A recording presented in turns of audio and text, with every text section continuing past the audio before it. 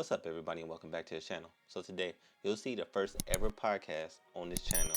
And thank you to Katie Novak. She is a professional photographer from Detroit, Michigan. Pretty much, she's going to go over how she got started in photography. She's going to go over what camera gear she used because everybody want to know that question. And she's going to also help and teach and give out tips and tricks to help shoot better photos for you guys who are new photographers and including for people like myself who've been shooting for a few years already. So I hope you guys enjoy. But man, thank you for coming on, man. Oh, no problem. I'm excited. I woke up early for this, but I wake up early-ish every day. So See, I wish I had that luxury. I'm actually trying to change my schedule to make that happen right now. So, because to be honest, I'm starting to get tired of working overnight. So, especially now yeah, since it's spring and summer. that's why I started getting up early because I was editing until like 2 a.m.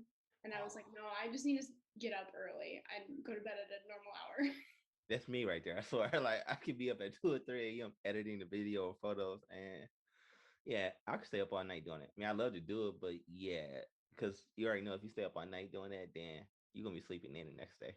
Yep, and it just takes up your whole day. All right. So, you already know my first question is. So, just tell us who you are, and where you from, and how did you get into photography? Okay, so this is a long answer if that's okay. Go ahead. We got um, time. We got about 45 minutes, so it's all right. so my name's Katie Novak, otherwise known as Katie Nov on Instagram. If you're from the Detroit area, you probably may know me. I'm Mhm. pretty popular in the like creative scene because I'm also the CEO of a company where we host meetups. So you might have seen my name pop up or the company name. It's called Bad Luck Promotions. Mhm. We just host meetups and stuff. That's not really my main priority right now, so that's why I kind of brushed over that. Um, but I've been doing photography for 13 years. I started when I honestly, it may have been more than 13 years, but I like to cap it at 11 and not 7 because a 7-year-old with a camera is not photography. I'd like to think it was. It counts. It Yeah, it counts maybe. Um, counts. but when I was 7, my dad would always take pictures and I thought it was cool. So he would give me disposable cameras at like family events and stuff. And I was taking Mhm. pictures of anyone, anything. I was just clicker happy. Yeah. And when I turned 11, my family knew how into photography I was. So they all pitched in and bought me my first digital camera and a printer. And that's when I really started picking up on photography. I was taking Mhm. pictures of everyone and everything, but Yeah. I was doing it more creatively. I was trying to get those like cool macro shots of like water droplets. I was taking pictures of like things that you wouldn't normally take photos of. And Hmm. my family started like commenting on it on Facebook. If you go to my Facebook and you go to my old photo albums, you can actually see what I'm talking about. Okay, I'll do that. Yeah, it's labeled like photography 1, photography 2, but I was Mm-hmm. taking pictures of random things and my family was like commenting. They're like, we want a print of this. And I was like, what? I was like, you 11, 12-year old, like, what do you mean you want prints of this? Like, this is so weird. And That's a couple of awesome. my family members actually printed stuff and they might still have it hanging up in their house, which is so weird to me. Cause like I took that when I was 12. Hmm. Oh, it's not weird. They really supported you, and it showed that they liked your work a lot. So I that's had awesome. I had a really supportive family and I'm really grateful for that because without that I wouldn't have had my first camera and I probably wouldn't have gotten into photography when I did, or maybe Hmm. even at all. Yeah. But so I started doing that. I was taking pictures of everything, and then high school came around, and my whole life, I've never really been into anything but music and Mm. photography.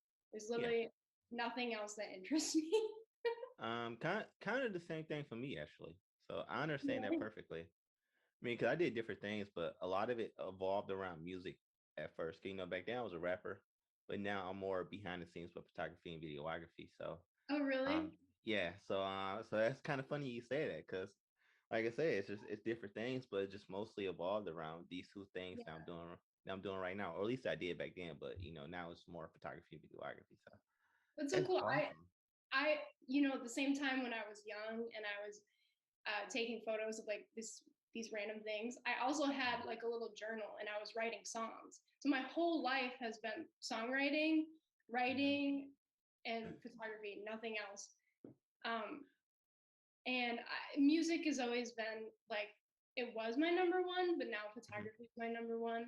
But Yep, same here. this is so crazy.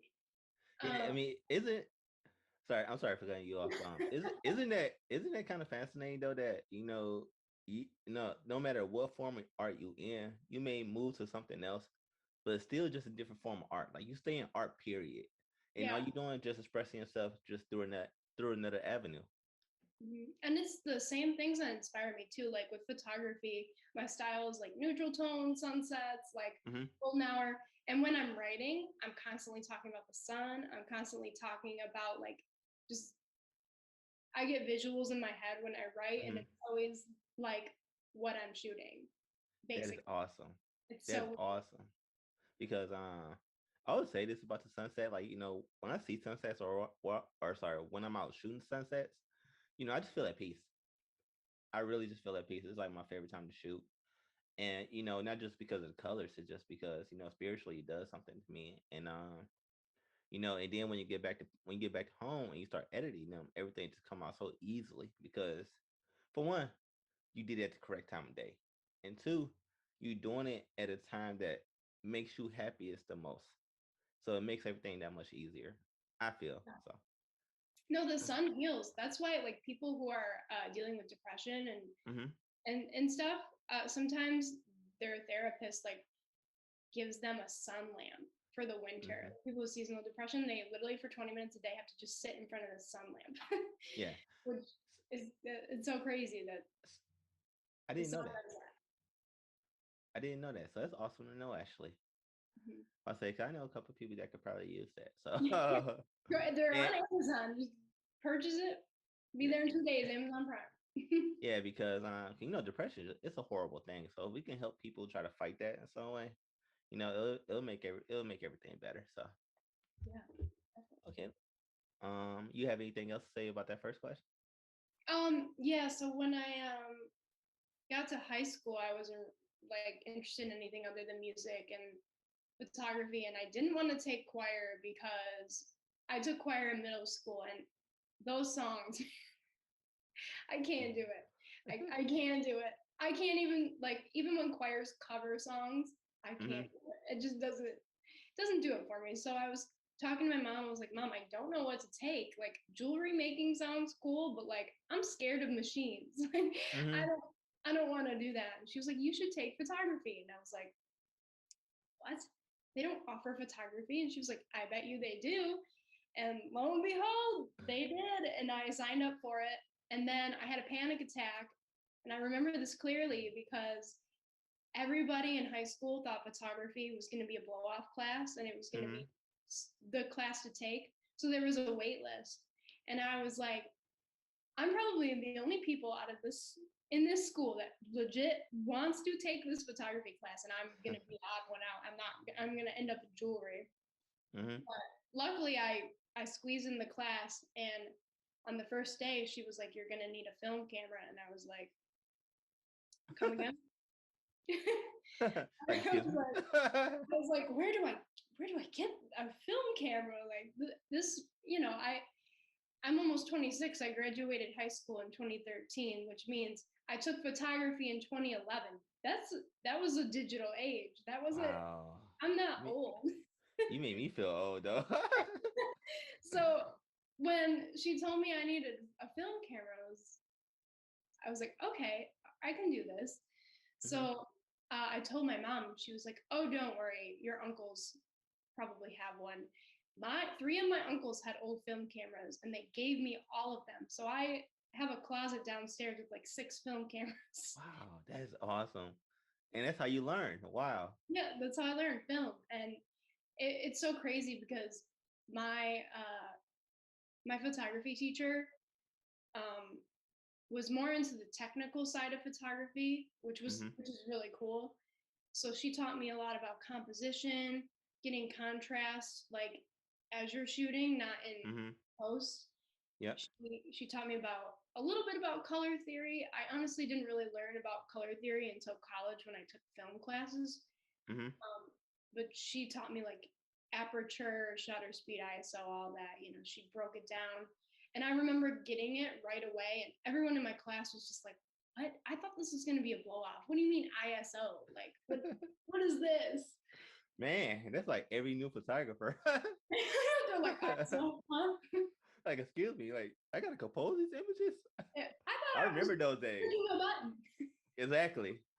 And everybody think like you just grab a camera, you just aim, shoot, and like no, it's so much more that comes with that. You know, I've been doing it for 4 years, I think, by now. So even I know like it's so much more that comes with that. So Especially like when you're working with a film camera, it's manual focus. So yeah, I was that's honestly the reason why I shoot the way I do today is probably because I shot with film first. It's so intricate and like just you have to be so detail oriented and when to be good at film yeah, you have to be detail oriented. yeah. And I was just like a freak. I was like, I just want the best photo possible. I want to impress Mm-hmm. my photography teacher. I want to be the best in the class. That was literally like my head. I was like, I want to be the best in this class. I want to be the best. I wasn't. There was a girl better than me, but Mm-hmm. she told me she was impressed by me. So that was like validation enough. I was like, okay, I'm good. Yep, I agree.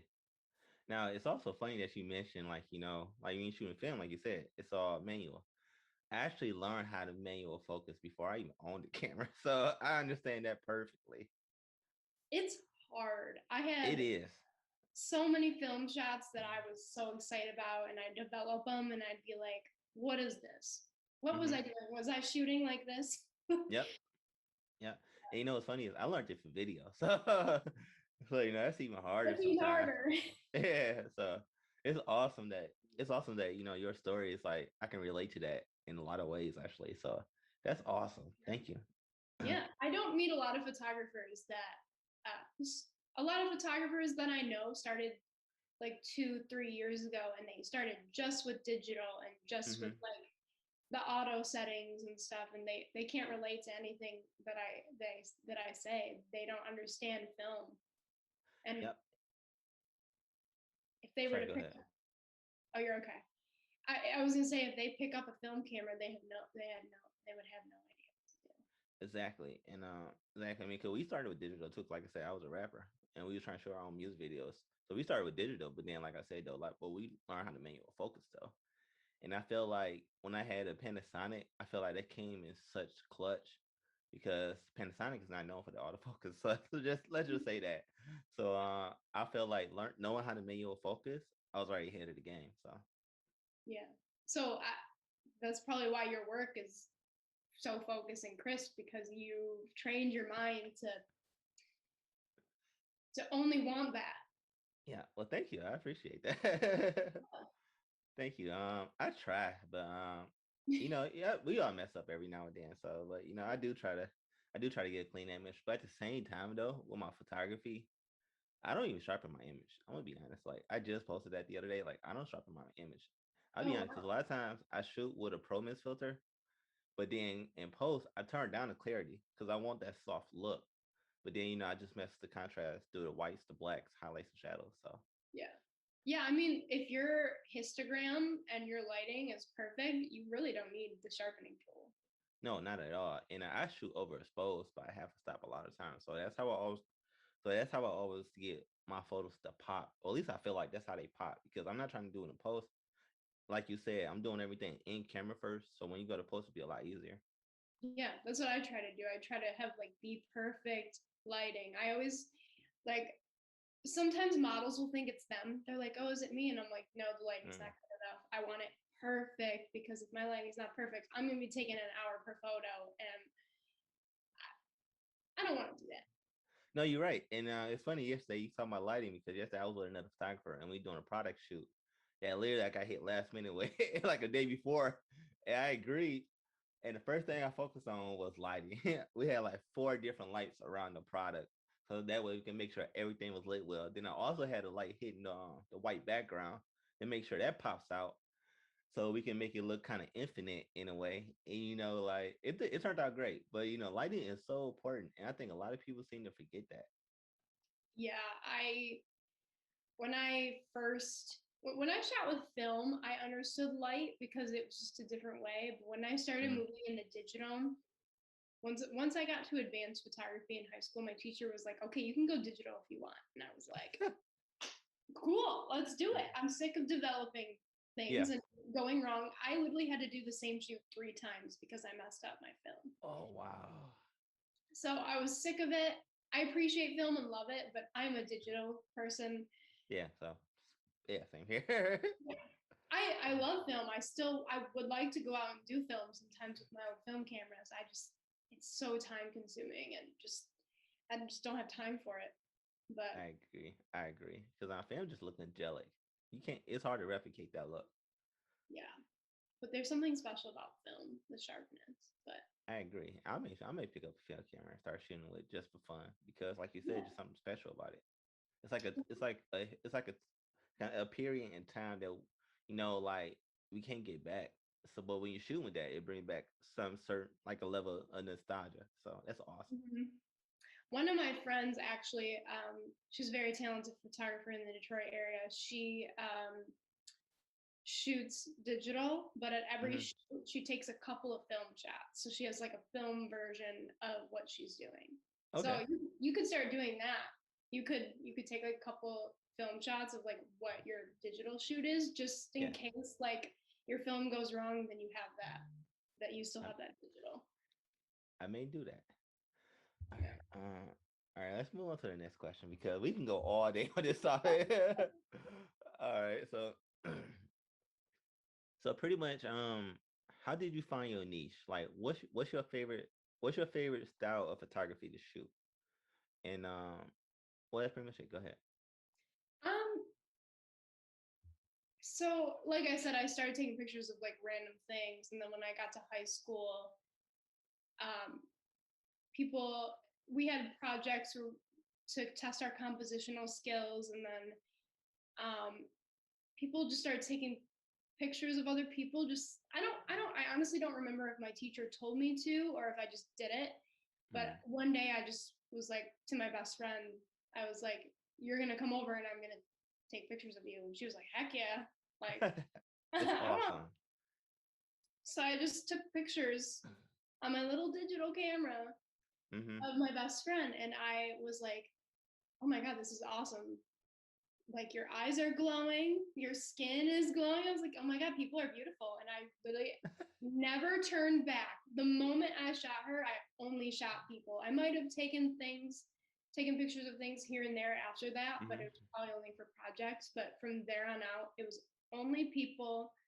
I Once I got out of high school, I kind of swayed more towards music, and I didn't really do photography. But that same best friend that I took pictures of back in 2016 was like, "I miss when you took pictures of me. Can we go out and do a photo shoot?" And back to how my music and my photography correlate, like I was like, I want a golden hour field, long Mm-hmm. grass, white Yep. dress. That's what I did. I took those shots and it fueled the photography back in me. And from that moment on, I've literally only shot like golden hour fields, like pretty um, models. Like I kind of sway just towards women because I like the hair, the eyes, the glowy skin. Same. That's what I was doing in high school, but not really as like goldeny. So literally that moment when she hit me up and was like, "I missed the photo shoots." That's just how I found what I do today. I just like the goldeny Mm-hmm. sun. Just kind of happened. I don't Yeah. know. I'm sorry. Like for some reason, like my thing is going in and out. But oh well. That's We'll what just I work saw. on. Yeah, we'll work on that later. But but that's crazy because I'm the same way. Like I right now I shoot portraits. That's what I like to focus on because, like you said, people are beautiful, especially women.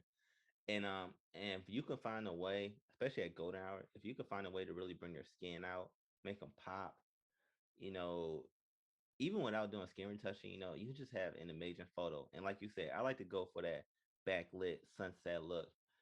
I try to give people when they ask me what to wear, I try to give them like complementary colors like blue, gray, green, or even just wear white and black, just something to help your skin pop, even more.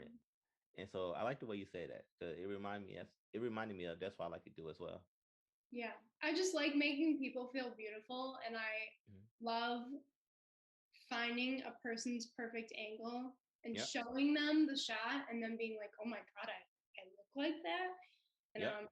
I'm like, yeah, you do. I mean, you don't look like that from every angle, but you do look like that. Like, that's you. You're beautiful. And like, they'll just start getting emotional, and they'll just, I've literally had someone cry. Wow. Yeah, it's And the best. It's the you best. caught it seemed like you caught an amazing part of them. So, congratulations. Especially if they cried after looking at the photo. Wow, man. Like you I was caught like, something magical. are you crying because good or bad?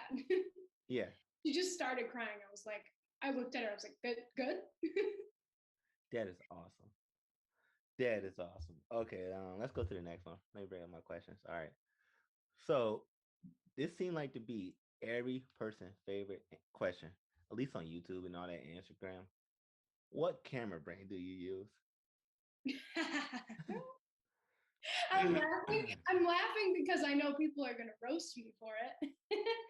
um, so my first ever digital camera that had that wasn't a tiny little trinket one was a Nikon. Okay.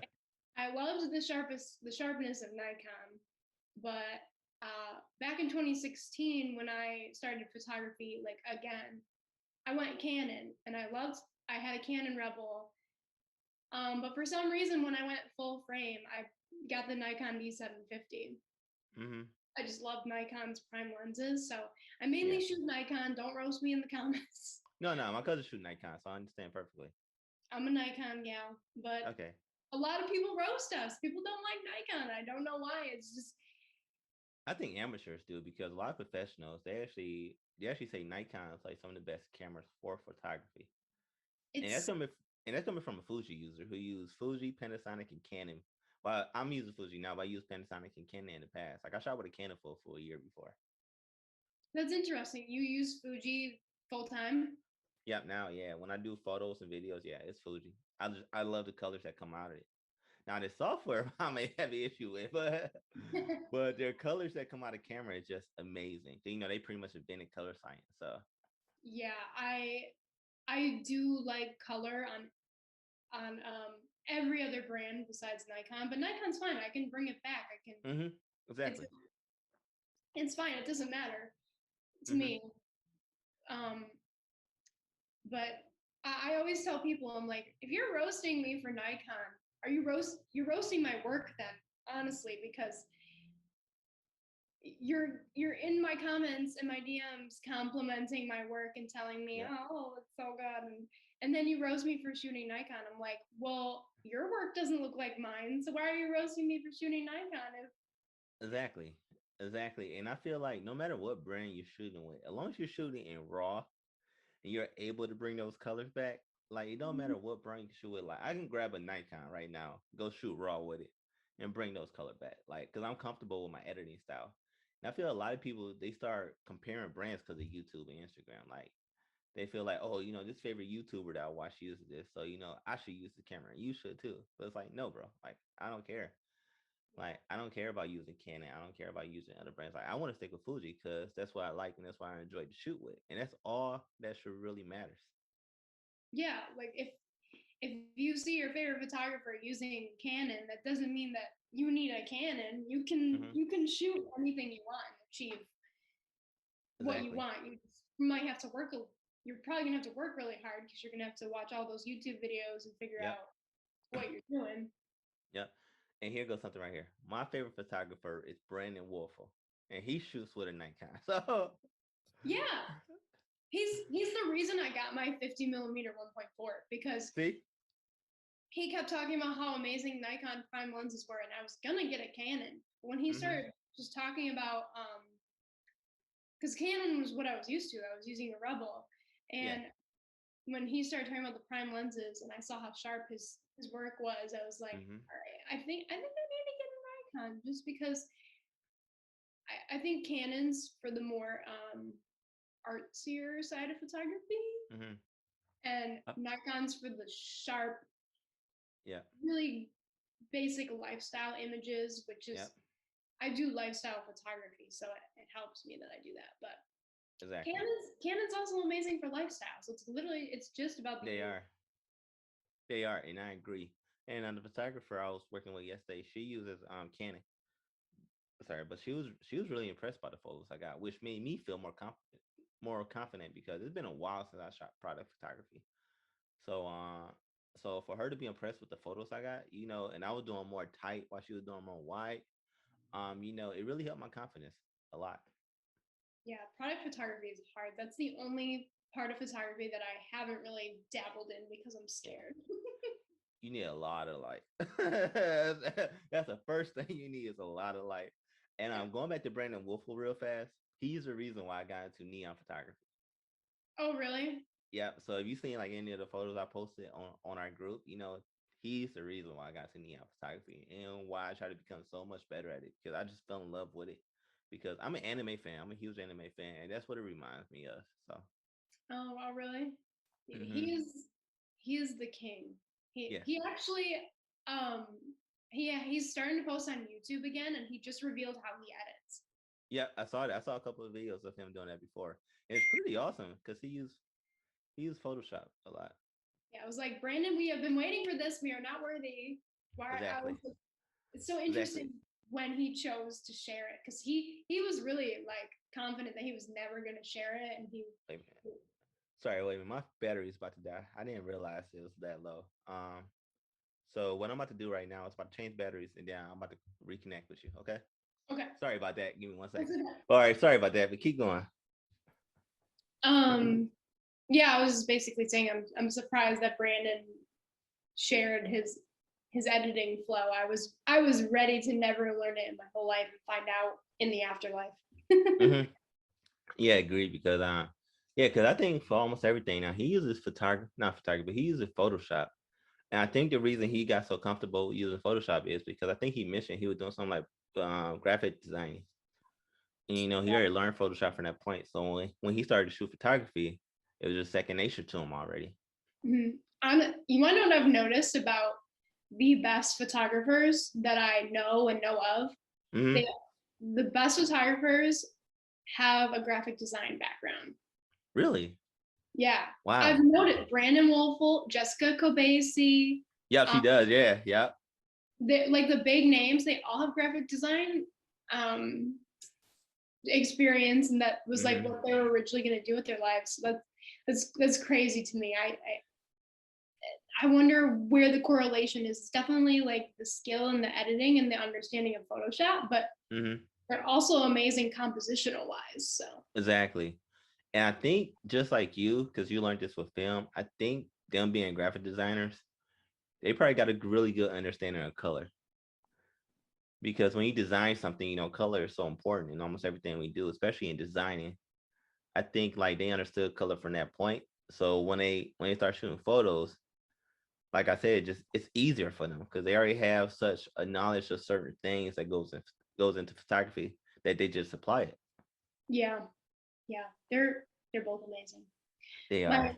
My friend actually recently got to shoot with Jessica, and the shots are incredible. Like the coloring is just something that I would never have done with. It was an all white outfit, and I'm just like, wow. Oh.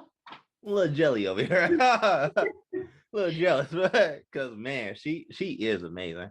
I've been watching her for a few years now. Like she is amazing, and I feel like a lot of Detroit photographers are not being looked at as much because when somebody speak of photography, they automatically assume New York, L.A., or even in Toronto right now because of Peter McKinnon.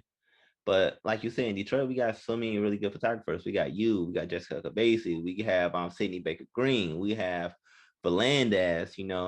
We work with a girl. I worked with a girl yesterday. That her photography is about SY, like I forgot what her last name is, but SY Photography. You know, it's just so many amazing photographers here, and then just like we really should start supporting each other a lot more. Yeah. I try to shout my friends out as much as I can, and Same. they're I mean, my Instagram is also my business page, so I don't, Mhm. I need to make sure I'm getting my clientele first, Yep. obviously. True. But What I I do with still that. like to. Sorry. Go ahead. I still like to share their work, I, just in case someone's interested in that style instead of mine. I do too, which is why my story is just full of other people's work. Like I share their work through my stories because at first I don't feel like I'm competing with anybody. So, and I enjoy work that I share work that I actually enjoy. So, or Yeah, inspires me in some way. yeah. I don't ever feel like I'm competing with someone because I've never met anyone that has work that looks exactly like mine. Like all of my friends don't always shoot in fields during golden hour. I don't think any of my friends honestly do that. They Yeah, might do it for 1 or 2 shoots here and there, but exactly. And like I used to shoot in parks, but I'm trying to move over to fields right now. But a lot of time I may shoot in like a downtown area during golden hour. Really play with them colors and them shadows, just to get that golden feel look. But just in my way, because that's one thing about photographers that none of us really has the same exact look. We may grab inspiration or motivation from a certain photographer. But other than that, though, like our work is always gonna be different because everybody got a different point of view about what they see when they look into a camera. yep, exactly. And I've noticed my favorite photographers in the Detroit area, most of them, not all of them, but most of them are women. Hmm. Women do great jobs as photographers. Like I don't care what nobody say. Like I learned from a lot of women. So I watch a lot of women photographers. That's who I learned from. Like, yes, I learned from Peter McKinnon at first, but he's a landscape photographer. And I learned that real quickly that what you do with landscape photos and portrait photos don't mix. They don't mix at all. No, I learned that really fast too. I was like, ugh. Yeah, so if you're a portrait photographer, you need to go look at Brandon Wolf or Jessica Cabasi or Sydney Baker Green or even you, and just like that's who you want to learn from. Do not learn how to edit a portrait from a landscape photographer Yeah. because they'll have your clarity jacked up. They'll have your shadows crushed a little bit more than what you're comfortable with. That contrast would be up to 70. So You're gonna like have Oompa Loompa looking faces if you try. exactly. Exactly. And it took me about a year or two to really realize, like, okay, I'm doing something wrong here. So You're like, this doesn't look right. exactly. So all right, let's move on to the next question. So now, pretty much, when you go into your workflow, do you use Lightroom or Photoshop or both? I start in Lightroom and Okay. then I move to Photoshop. Photoshop is mainly for dodge and burn, skin retouching. Same. Um, Sometimes it ends right there, like right there in Photoshop, Mhm. but most times I have to bring it back to Lightroom. So I go Yeah, Lightroom, Photoshop, Lightroom. I do the same. Like, most of my work, all my heavy lift, sorry, all my heavy lifting is actually done in Lightroom. And if I feel like retouching skin, like you said, I'll do it right in Photoshop because I have an action from another YouTuber that I use, and it's so much. It makes retouching skin so easy. But other than that, it's all Lightroom. It's all Lightroom. So What I is don't. the action? Does it keep Uh, like texture and stuff? you said what? Does the action like keep texture still?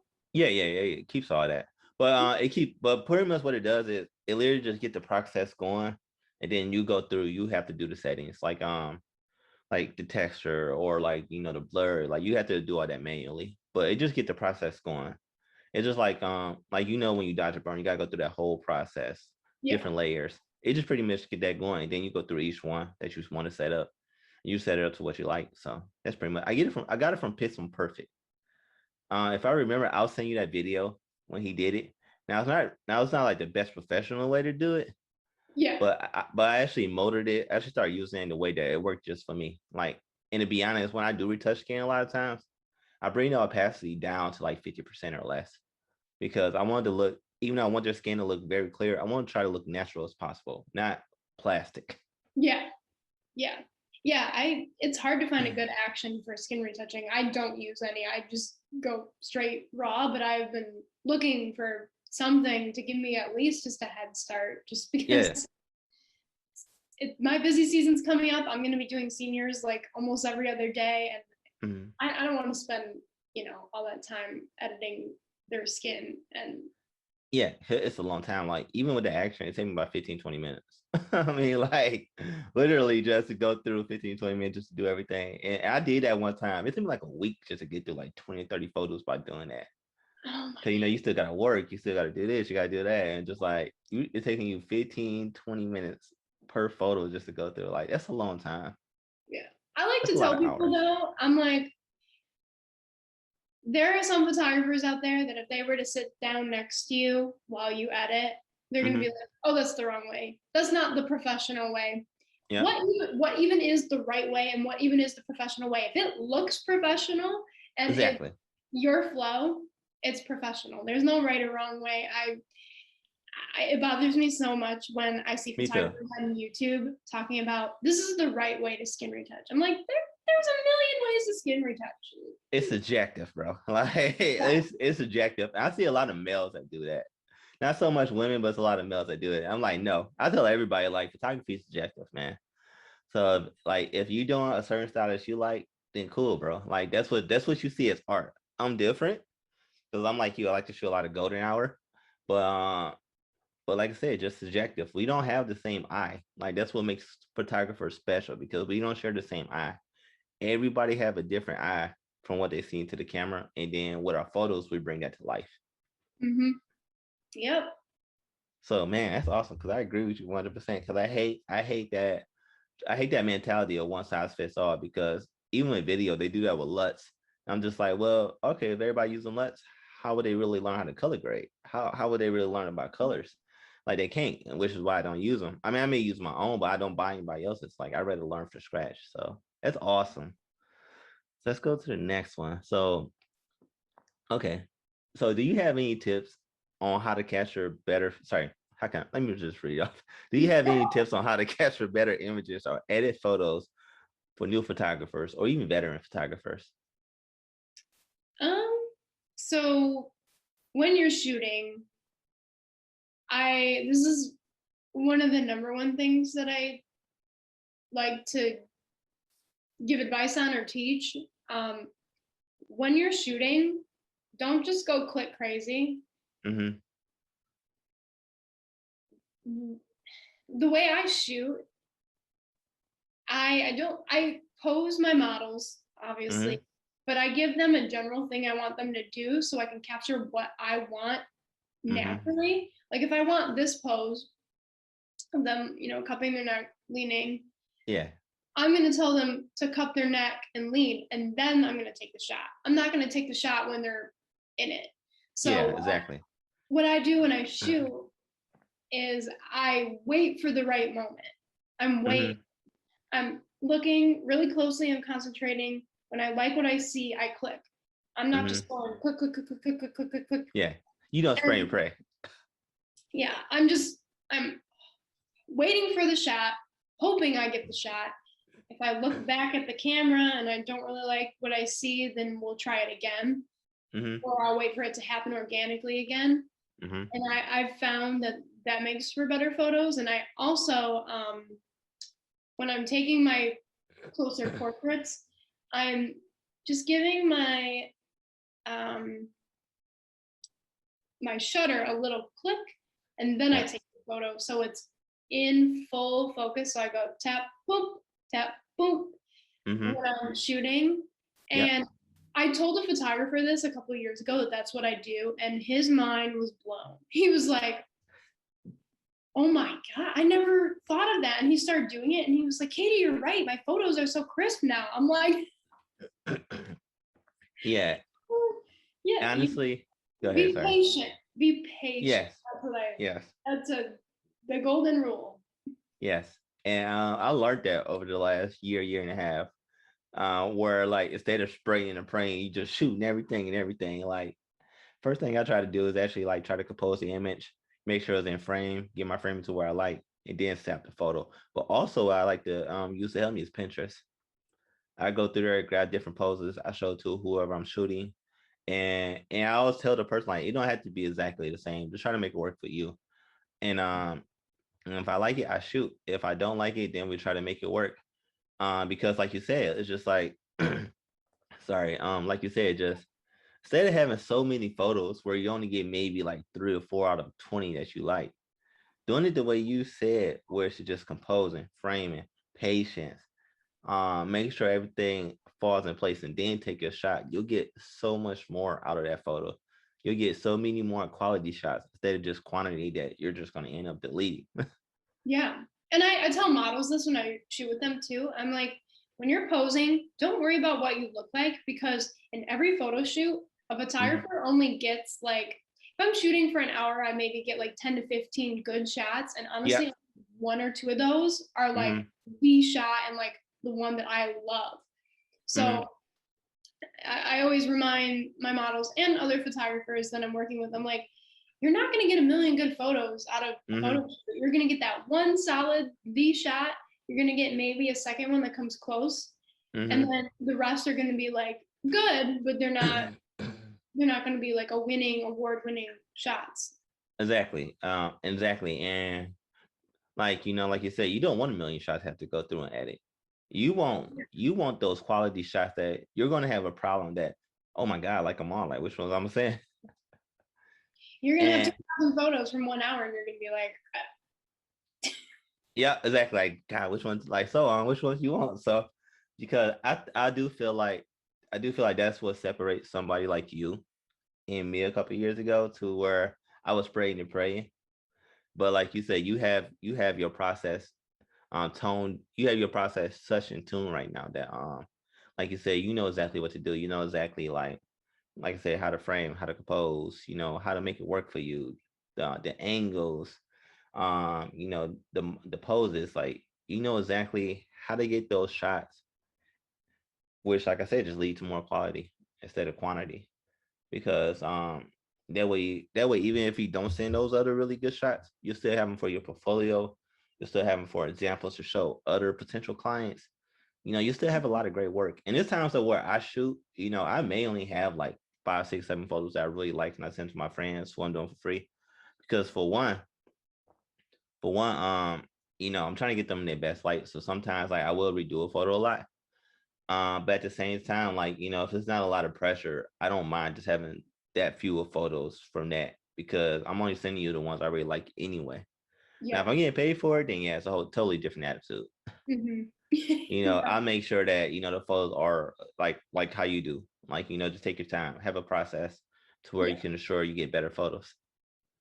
Yeah, when I do my beauty shoots, it's only like around 4 that I edit because they take so long. But if it were a client, then I wouldn't mind, Yeah, doing exactly. a little bit more. But Exactly. And I think what also matters is like, photographers, especially new ones, they have to find out what works for them because we all get dragged into oh, that's my favorite photography. Oh, sorry, that's my favorite photographer. I need to go out and start shooting like them.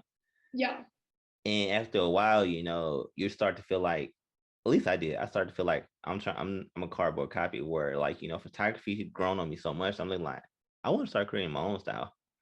Even with drone photography, it's the same thing. Like when I do that, I'm looking to create my own style, which a lot of times and that's come from what you do in post. I feel like you and outside, sorry, and in camera, like you get everything correct in camera first. When you go into post and you throw your signature look on there, you know, that was help you separate. That's what helps separate you from everybody else. yeah. I like to tell new photographers too, kind of like what you just said about you don't have to exactly replicate your favorite photographer, but if you are new and starting photography and you see a photographer that you really like, sit down for a second. Don't go stir crazy and go, oh my God, I have to replicate this. This is exactly what I'm gonna do. Take a second, breathe, look at the shot, think to yourself, what do I like about this photo? Why do I want to recreate it? And Yep. you're gonna find that it's not everything that you want to recreate. It might only be the skin retouching, which go out and do your own shoot, your own vision. You don't have to replicate what you just saw. Go out and do your own shoot and then look up on YouTube how to skin retouch like that. I'm sure Yep. there's a video out there for everything right now. So if It you is. like Yes. the way they edit, find out how to kind of edit like that. You don't need to exactly replicate it, and you're not going to be happy with your own work too. You're going to go out, shoot that, replicate it, come back, and you're going to be like, this sucks. Yep. Exactly. And I had to learn that. Like I learned that the hard way because like for the first couple of years, I was just trying to shoot at least portraits. I was trying to shoot like somebody else, like and then edit like Peter McCann. And just like that's why I said I learned that quick after a while. Like that's not how I want to edit. And that's like we talked about earlier. Like if you're inspired by that photographer, learn the editing process as well because if you want to do portraits, learn from a portrait photographer because Yeah. editing architecture and landscape or at least taking that style for portrait shoot, like it just won't work. Yeah. Like you won't be happy with your work at all. And that's like, go ahead. Sorry. Oh no, you go. No, that's fine. Go ahead. I was gonna say in editing, a little goes a long way. It does, really does, and I even learned that for video. Which is why now when I shoot, I actually try to get the look I want in camera with just how the environment look and like the sun, especially the sun, how the sun is hitting my model. That way when I'm in post, I could just mess with the colors. And a lot of times I'm good to go. Like I use my own presets too, but I still have to go in and adjust them. And that's another thing I would say about photographers too. Like if you have a look you really like that you created, save that as a preset, and that way you can use it. Yes. But at the same time, that one preset probably won't work for every single photo because you're shooting at different times of day. So even if it's just a base, just go through, make it work, adjust everything if you have to, then save that as a new preset. And that way it's easier for you to have your signature look. Now, if none of your presets don't work, then do it from scratch. I did that plenty of times. I did that for a wedding style shoot before where one of my presets worked. And then I had to adjust it a lot. But then for some of the photos it didn't, so I just created it from scratch. And it don't take me that long to edit anyway, because I kind of already know what I'm going for. So yeah, and I forgot what I was gonna say. I forgot what I was gonna say, so you can no worries, no worries. All right, so the last question is pretty much I'm kind of interested too, because like I said, I already told you like my favorite is Brandon Wolfo, but who's your favorite photographer? Who you look to for inspiration and motivation? So I have two favorite photographers because I literally can't choose between. I don't know if you've heard of these guys. The first one's Obidi Zaib. I think that's how you pronounce it. Okay. I'll send you his Instagram. He is incredible. He actually just shot with, so he's from Dallas, Texas. He just came out to Detroit and was in Jessica Kobeisi's newest video with the Barbie camera. Yeah, I need to watch it. I haven't watched her in a while, but yeah, I need to watch it. He's so funny. He's such a character, which makes him even more amazing because it sucks when you look up to someone and they end up being crappy. Exactly. Yep. Yes. So nice. My friend that just shot with Jessica Kobeisi, she got to shoot with him too. And she was like, "Oh my God, he is so funny." And I'm like, I knew it. I could just tell. He's a great guy. He's incredible. He's the reason why I bought a reflector back in 2018. Yep. So it's like my life goal to meet him and tell him that. And I can remember the exact shot where I saw him comment. Someone was like, "How did you get this lighting?" He was like, "I used a reflector." And I literally went on Amazon that night and bought a reflector. Yeah, I have one too. I have one in the car right now because of that. I got two locked and loaded in the car.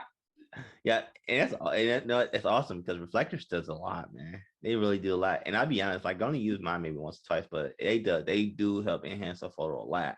It don't matter if you're blocking sunlight with it or reflecting it onto your person. They help a lot. If you take the reflector zipper off and you use just the diffuser, that creates the perfect lighting. Yeah. Angelic. Yeah. Bless OB for that comment, because I don't know when I would have bought a reflector if it wasn't for him. I thank the photo guys for that. Thank you, photo guys. And then that is awesome. My second favorite photographer, his name's Jethro Alaba. Okay. Alaba. They all have crazy last names that I can't pronounce. Oh, no worries. I'm pretty sure it's Alaba. Okay. His work is all very like brown tones, golden hour, direct lights, very neutral. So Yep. you can tell looking at my work, like if you were to put Jethro and Opie up and look at my work, you could Mm-hmm. probably definitely see some inspiration there. I'm definitely not a copycat of either of them by any means, Yep. but you can probably definitely see some inspiration. They're my gods.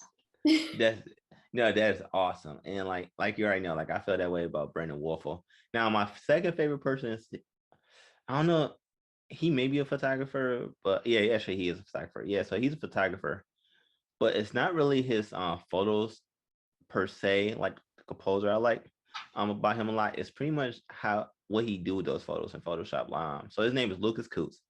And you're a photographer, you've been one for a long time. So you pretty much know what the Orton effect is, right?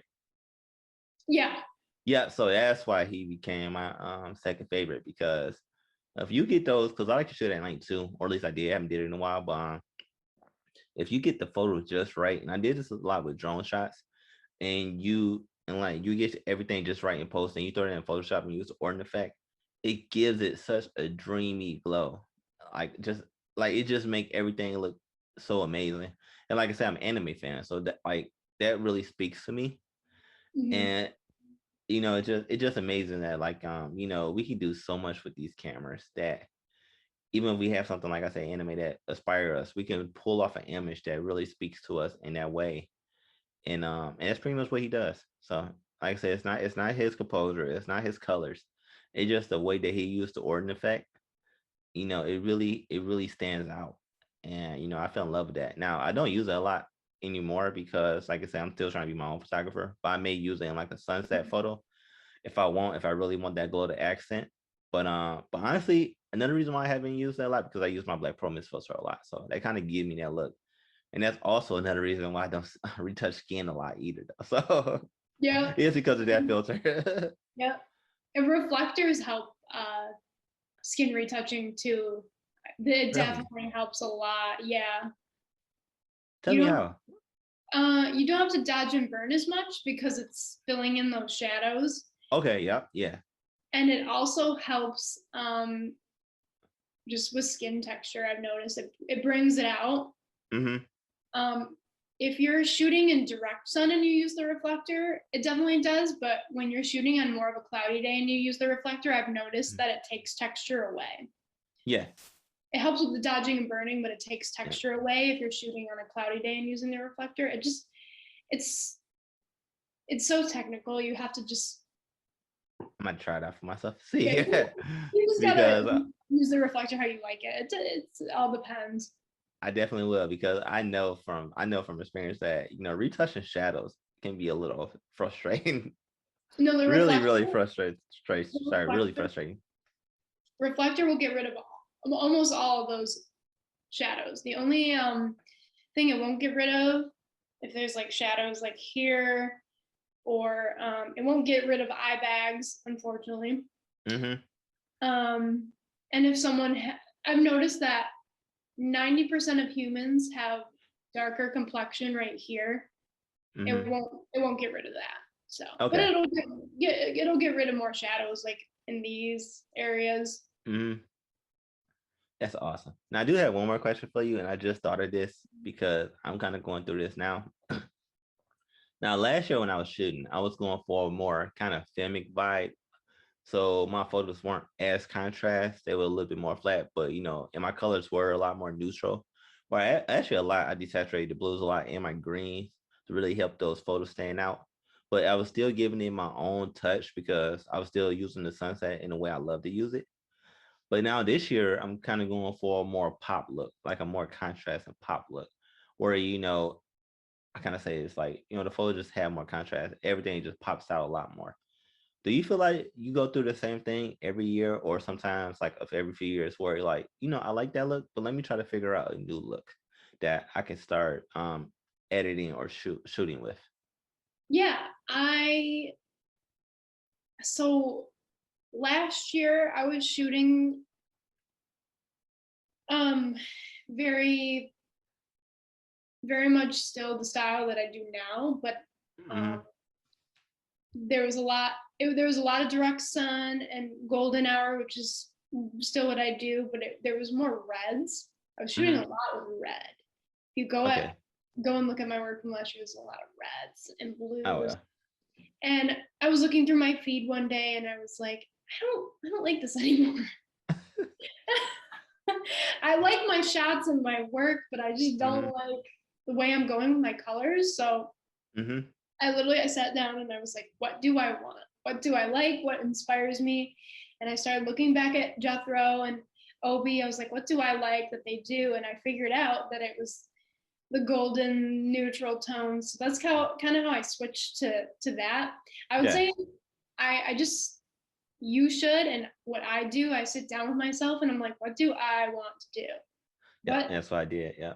what what do I like and why? And then I figure out a way to execute it. Let me tell you, at first, trying to do those warm tones like Mm-hmm. Jethro, awful. I was looking up everything that I could. Even Jessica Kobeisi's color grading, I was trying to find something that would tell me how she did it or like Mm-hmm. a way to do it like her. And I couldn't figure it out. So I was like, you know what? I just need to go out, shoot what I want to shoot, come back to it, and just experiment with color grading Yeah. and just trying to figure it out myself. So that's what I did. I remember I went to a group shoot and Mm-hmm. the whole theme was neutral, and I Yeah. shot one of my model friends, Zoe, and she has darker skin complexion, and she was Mm-hmm. in front of olive green, and I wanted to really enhance her skin tone Mm-hmm. do like the goldeny color grading. Yeah. Oh my god. I actually shot this shot with my Canon Mark IV. Yeah. I have a Canon Mark IV, but it's broken right now, but I did at the time shoot it. And I went Mm-hmm. back to my computer and I was just like, what the heck? I was trying to replicate what I saw in my head and what I wanted. And I spent like 2 hours and I finally got the color grading that I wanted. I saved the preset, like you said, save your presets. Yeah. And I created what I wanted. Yeah. Man, that's awesome. That is awesome. But sometimes you like you do have that frustrating period. Like it may take you a lot longer than what you like to create that look. But when you do, you're like, thank God, like you got that preset saved and you could just use it. And then even after that, like like I said, that preset won't work for every photo. So you have to go through and readjust it. But after doing that a couple times, like you know what you did. So you can actually recreate that look a lot faster.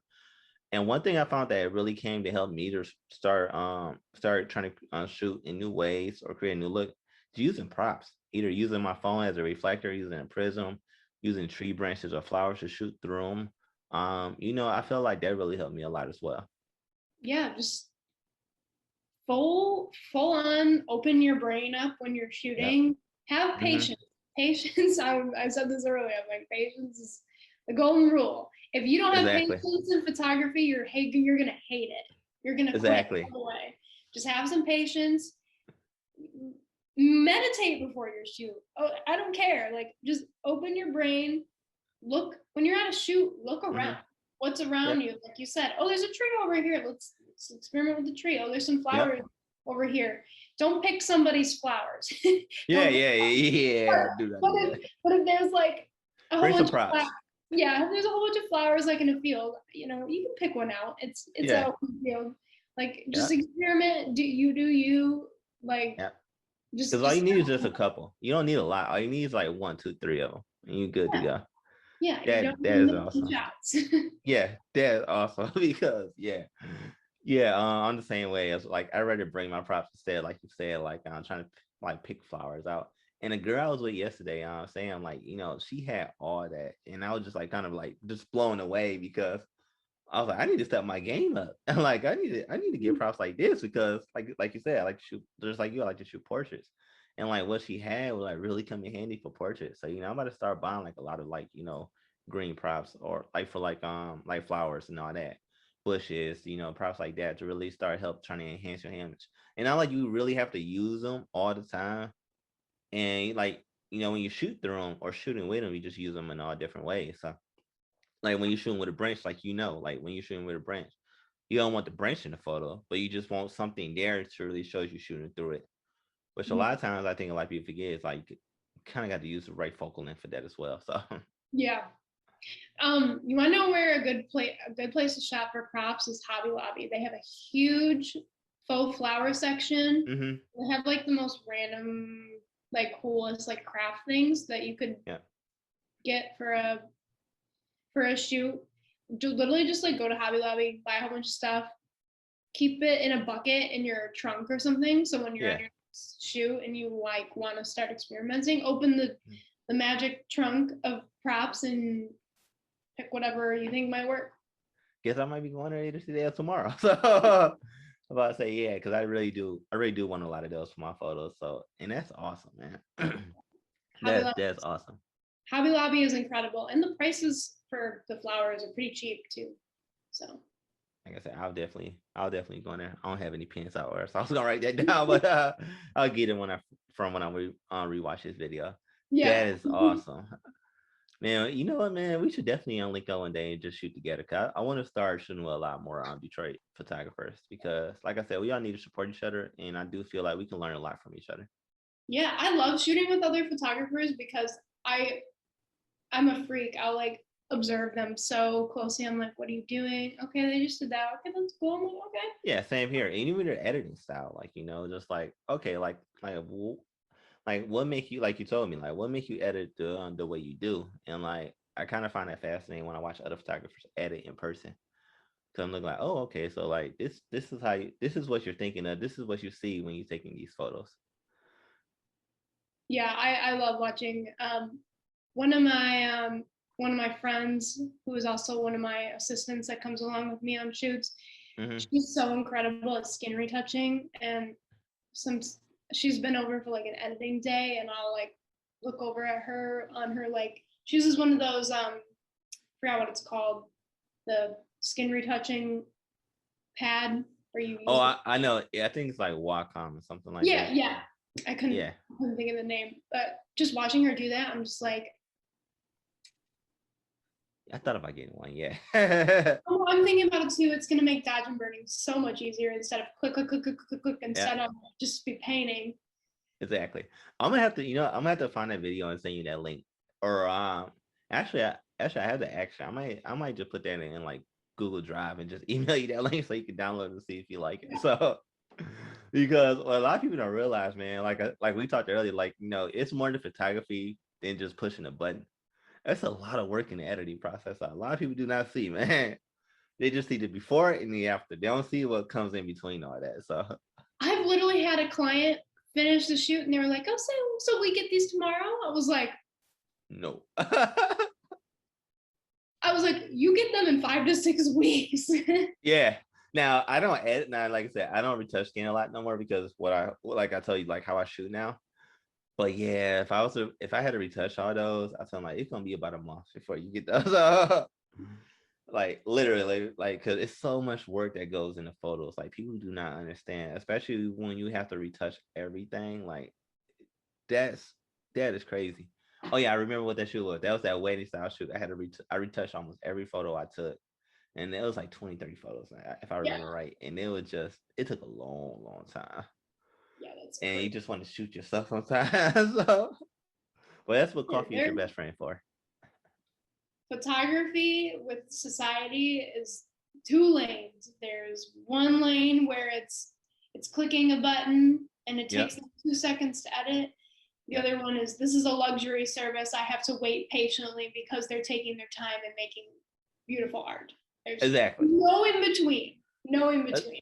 Exactly. I do find that when I do my own work as well, like when I'm taking like certain photos like with drones and all that, or other people, like I may take a little bit more time with that photo to really try to get that look I want dialed in. Because like you said, it's art.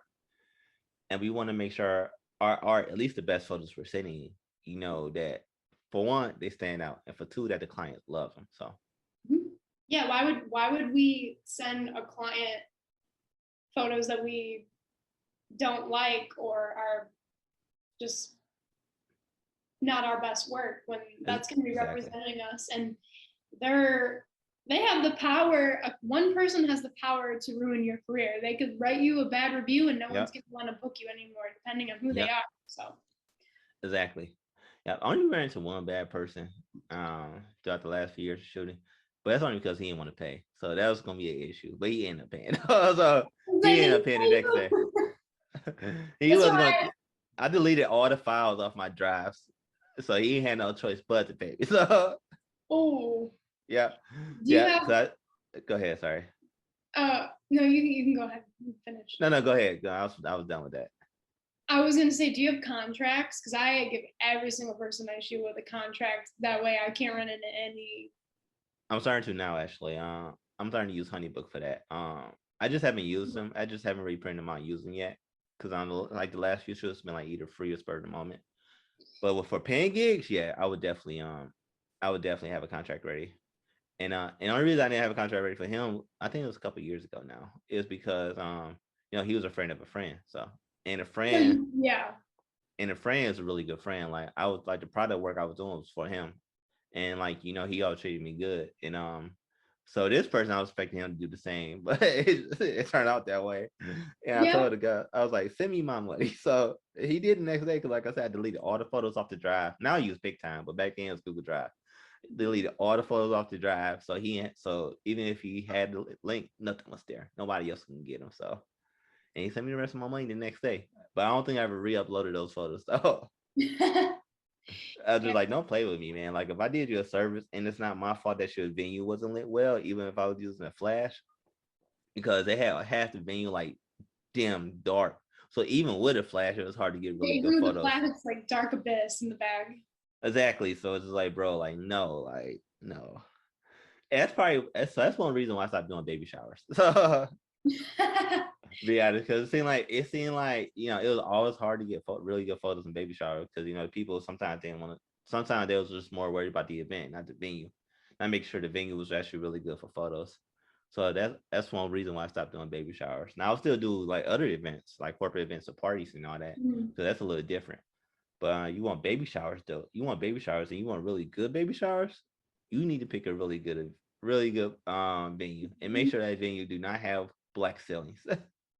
That's what I tell my wedding clients when I'm like, I'm sending you my portfolio. You're loving it. You're like, oh, yeah, whatever. Yeah. But if you choose a venue that's not like any of these, you're not going to get photos that look like that. I'm obviously going to do my best to make it as beautiful as I can. But if you are choosing the crappiest place possible, your photos aren't going to come out like my portfolio, which displays my best work. Like exactly. And I used to feel so bad about that. I'm like, man, these photos don't look as good as they can. But that's why I started understanding that the venues matter. Because I shot in a really good, really nice venue before that was really well lit. They came out fire. So so venue matters. So if you're watching this video and you want to do event photography, venues matter. Yeah. And I mean, if you have to bring 2 or 3 external lights, by all means do it. But when you're a wedding photographer, if you're a wedding photographer and you're working alone or only have one assistant with you at weddings, you're gonna want to only use flash. You're not gonna want 2 to 3 lights because that's gonna. Weddings are go go go. Events are go go go. You don't have time to take those 3 80-pound lights and be like, all right, let me move it over here. Like yeah, exactly. Sorry, go ahead. I got this from Reggie B Photo. Like I saw him because he's a wedding photographer on the West Coast, and he actually set up his lights like 2 in the corner. He actually used like 2 in the corner, and I think one more. Then he actually have a light on the camera, and that's usually how you shoot his receptions. The reception. Yeah, that's how you shoot his receptions. Like, a lot of times you'll get the flare from the camera, would make the photos look even better. But like instead of moving those lights around, he just got them set in place in like 2 opposite corners. And he just move around freely with the other camera on his with the receiver or transmitter on his camera. He just move around freely. That's genius, especially like the dance floor. If you set up like a light or 2 on the dance floor, you're good to go. But if you're a wedding photographer, an event photographer, and you want 3 lights and you have the vision of moving them around the whole time, think again. Exactly. Now, yeah, because I did that one time for my friend. I did it for his baby shower, and yeah, I just brought my one pop up softbox, but I bought a softbox to go to softbox for my pop up flash in there, and pretty much I just had everybody come in one area Yeah, you're like, I'm because where the light is. yeah, exactly, yeah. So those photos did turn out good, but it was kind of a hassle if I had to move it.